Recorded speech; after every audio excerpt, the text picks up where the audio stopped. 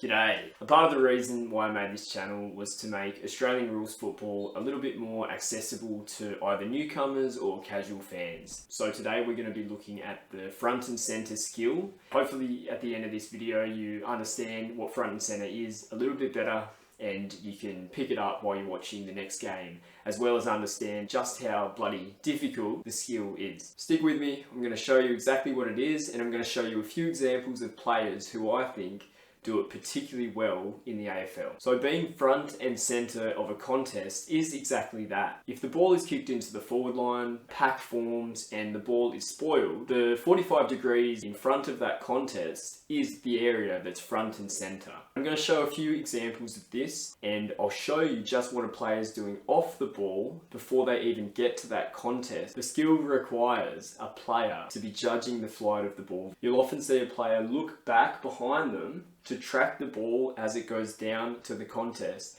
And you'll see, rather than running as hard as they can to the contest, they'll be holding back, and then once they've either picked where the ball might go or they've seen the ball come off the hands of the forwards, then they will run. So it might only be 10 metres of sprinting, but 50 metres of tracking and getting to the right spot to be able to then time their run and burst to pick up that ground ball. And sometimes it can be a bit lucky. The beautiful thing about AFL is the ball can bounce anywhere.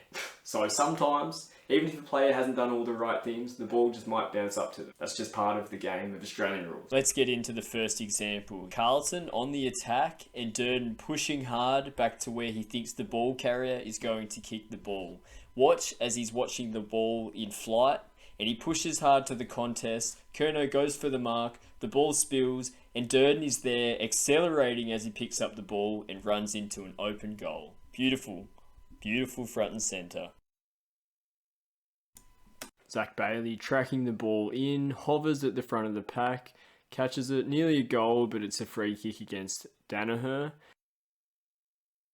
Again, he just sits there and hovers, grabs the ball, nearly goals.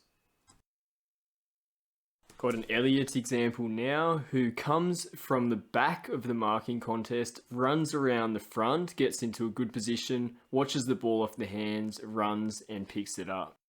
And now a little bit slower, you can see in the white circle him running to the front, getting to that front and centre area, watching the ball and then being the first one to where the ball drops. Next, we've got Shai Bolton, Gold Coast player, drops the ball and he runs and delivers nicely into the forward 50. He's pushing hard to that area, about 5 or 10 metres in front of where that pack forms for him to be first to that ball, tracking the ball as he runs. Weightman here, pushing hard to the contest.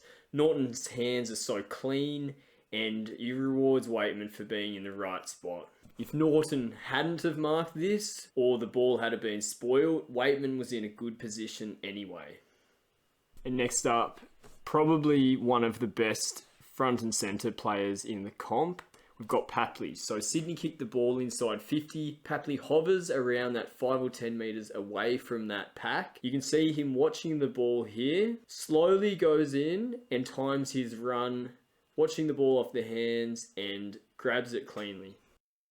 Got a fair few clips of Papley because I think if you want to learn this skill or understand it, he is the person to watch. So again, you've got Papley tracking the kicker, watching the player kick the ball, run, pushing hard for 30 metres to get to the front of that contest, doesn't break stride, picks up the ball off the bounce and kicks a nice goal. Bit of a different situation. You've got a ball up outside a goal. Bulldogs get the clearance, but it's going into no man's land. Papley tracks the ball backwards, gets to that ball drop zone and picks up the ball and doesn't quite finish with a goal. Another Sydney forward 50 entry, Papley going from behind where the contest is, but still pushing hard to that spot 5 or 10 metres in front of that ball drop zone.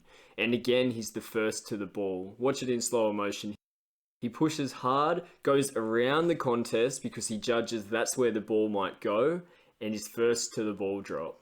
It's hard to defend because he's so explosive and judges the ball so well. You've got a Sydney centre clearance, you've got Papley tracking the ball back, almost stopping in front of the contest, waiting, the ball bounces up to him. Just watch again how Papley nearly stops and he's just watching the ball come down to the contest before he makes his next move. Another forward 50 entry. Papley behind the contest again, protects the space, runs forward, gets a nice handball for a goal assist. Forward 50 entry, you've got Papley pretty tightly manned up. See how close the Gold Coast player is on him. And then as he's watching the ball get to the contest, he picks right. He's made the calculated decision that the ball is going to spill to the left-hand side of the contest, which is Papley's right, and finishes with a nice goal. This one just highlighting how smart Papley is with judging the ball going in. He's tightly manned up by the Carlton player there. The Carlton player goes to the contest. Papley stays about 5 or 10 metres off. The ball bounces up. He picks it up, runs and kicks a nice goal. That's just instinct, intuition, skill, talent, whatever you want to call it, but he's one of the best in the business at front and centre. Thanks for listening. I've enjoyed making this kind of educational video. I want to make Australian rules football a bigger sport internationally. I've travelled a lot in my life. I've had so many people sitting next to me asking me questions about the sport, and it's a difficult thing to do right there in the moment when you don't have specific examples to talk about it. So if you're from another country and you're new to Australian rules football, let me know if this helped your understanding of front and centre. Thanks for watching, thanks for listening, and hit that subscribe button.